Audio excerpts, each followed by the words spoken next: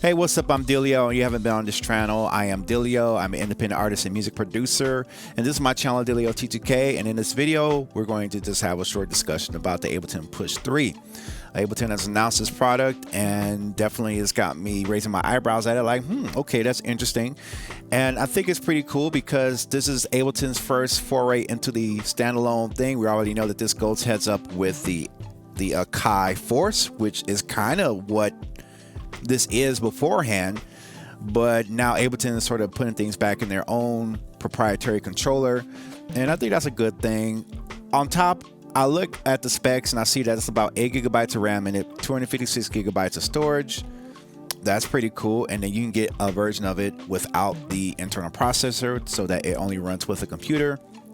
I think that's an interesting take. I wonder how the market will respond to that, because that's a hefty price tag to pay for a controller, and you still don't get the full-fledged software, whereas from my experience with the Akai MPC, you do get a full-fledged copy of the software with Standalone. So you end up coming out a little bit more money if you want to go to the Push 3 route. And then down the line, you know, I'm wondering how much are these upgrade cards going to be, because in the Standalone version, you got like a processor, Intel processor, that you can install or comes installed in there. And if you want to upgrade your controller, all you gotta do is buy the upgrade kit and you can slide it in there, but that kit's like about $1,000. So I wonder, how does that go on 2 or 3 years from now, where you're still working with the Push 3 and you want to upgrade that? Is there like a trade-in to lower your cost? You know, how much would it cost to upgrade down the line?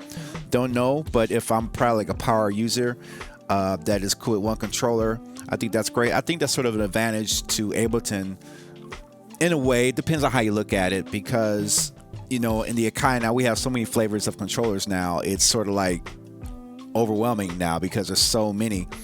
But I think that's also good because it can meet you where you're at as far as like how much you want to invest or how you want to use your product. So 8 gigabytes of RAM, 256 gigabytes of storage. Really curious about the upgrade kit, and I think it's a pretty cool product. I'm interested to see how it goes. I'm not really too concerned. As I understand, a lot of people wanted that, and the fact that it's sort of like a heads-up competitor to the Akai Force, I think it's cool, but I think it's too early to really make any judgments yet, in my opinion, because, you know, you have to kind of let it work and see how people are doing it, see what the content is about it.